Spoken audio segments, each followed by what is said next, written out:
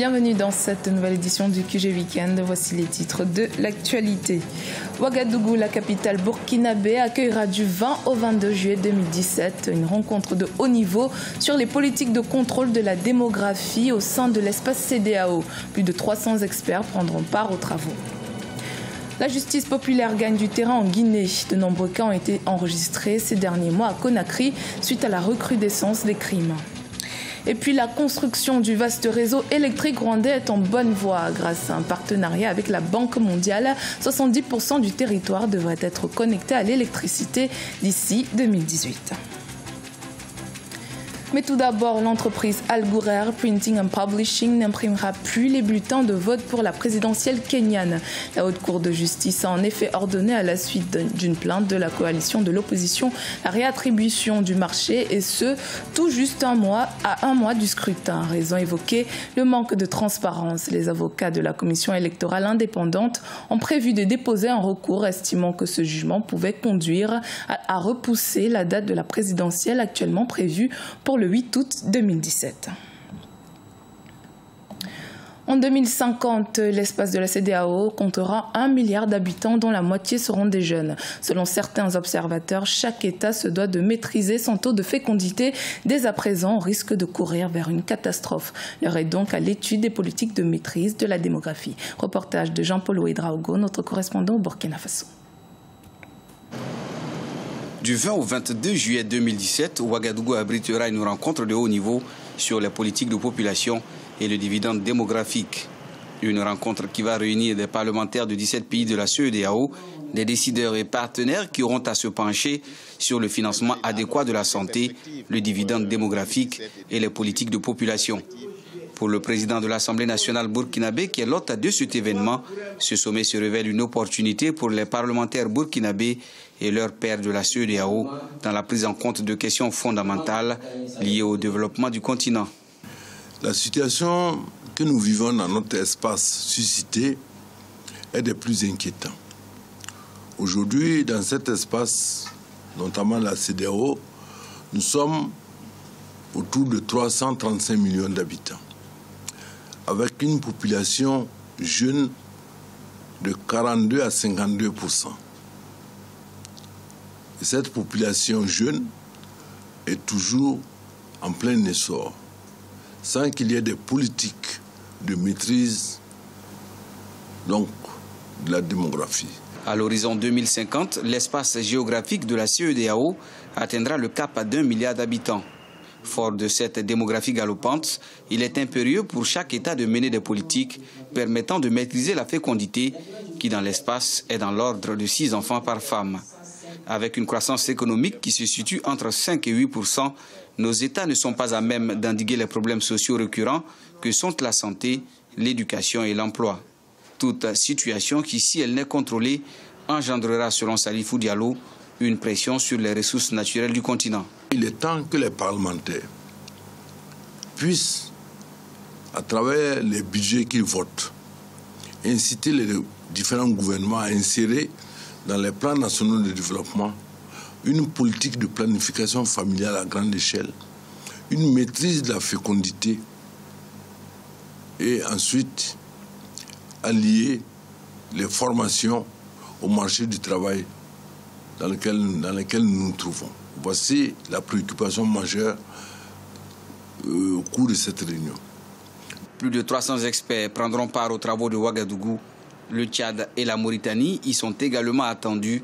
La rencontre qui vise à susciter une réflexion globale et une dynamique d'engagement pour l'émergence du continent sera sanctionnée par une plateforme qui définira des lois au niveau communautaire pour des politiques concrètes en matière de population.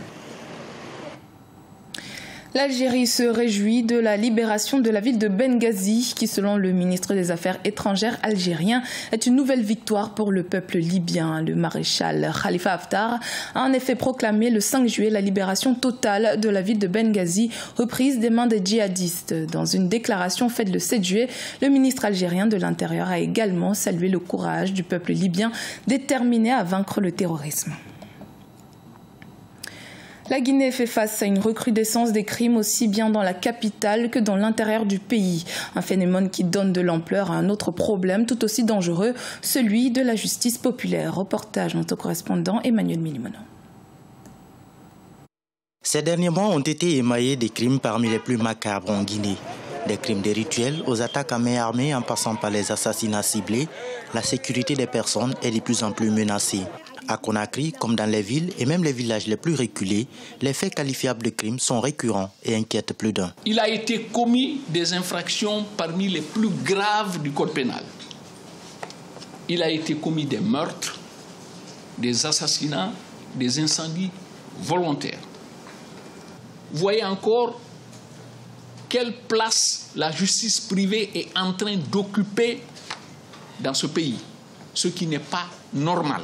Devant ce que la population perçoit comme une inaction de l'appareil judiciaire, la vindicte populaire tend elle aussi à devenir chose courante. Plusieurs cas de ce genre ont été enregistrés ces derniers temps, notamment à Conakry. Le justiciable guinéen est très loin de sa justice.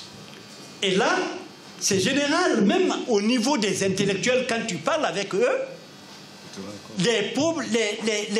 l'ABC du droit, de la procédure, personne ne connaît. Pourtant, de nombreux efforts sont fournis ces dernières années pour rapprocher la justice des justiciables. Le système judiciaire a connu une profonde réforme qui a conduit notamment à la suppression de la cour d'assises.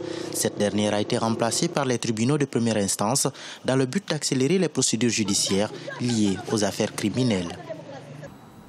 Le gouvernement rwandais et la Banque mondiale viennent de signer des accords de partenariat pour un projet qui permettra à 1,3 million de Rwandais d'avoir accès à l'électricité. Un projet en accord avec les objectifs des autorités de connecter 70% du pays à l'électricité d'ici 2018. Reportage de notre correspondant Fraterne Dakia Isenga. De 49 millions de dollars qui a été accordé au gouvernement rwandais pour financer son projet d'électrification des endroits reculés grâce aux énergies renouvelables. C'est un projet mis en place en 2016 pour rehausser un peu le niveau d'accès à l'électricité dans le pays, d'où l'appel à différents partenariats.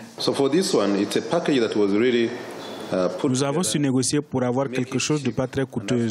Le financement comprend 2 tranches, un don et un prêt. Ce n'est pas de l'argent à dépenser n'importe comment. Il sera renouvelable et nous apprécions cet arrangement.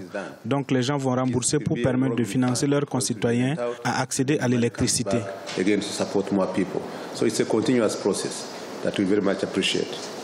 Avec la couverture électrique de 33% en 2017, les autorités rwandaises veulent atteindre 70% d'ici 2018. Ce financement vient donc combler le gap remarquable entre objectifs et réalité. Selon les 2 signataires, il s'agit aussi d'impliquer le secteur privé à participer dans ce projet. Voici comment nous allons procéder. La Banque rwandaise de développement va travailler avec des institutions financières qui ont été choisies pour canaliser les fonds vers les familles qui vont se procurer des installations solaires. Nous avons fait l'inspection et beaucoup de travaux ont déjà été réalisés. Nous sommes très satisfaits pour cela. So we really are very eager to see things moving on the ground very quickly.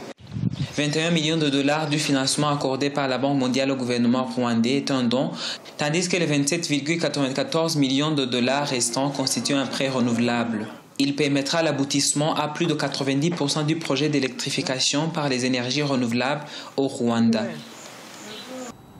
Dans le reste de l'actualité, Asmara, couronnée par l'UNESCO, la capitale de l'Érythrée, a été inscrite ce samedi 8 juillet sur la liste du patrimoine culturel mondial. Une victoire pour les autorités du pays qui ont longtemps lutté pour faire reconnaître par la communauté internationale l'architecture unique de la ville. Notons qu'il s'agit de la première inscription d'un site érythréen sur la liste du patrimoine mondial. Ce journal a été réalisé par l'ensemble de la rédaction. Merci de votre fidélité. Dans un instant, une nouvelle édition de l'actualité sur Africa 24.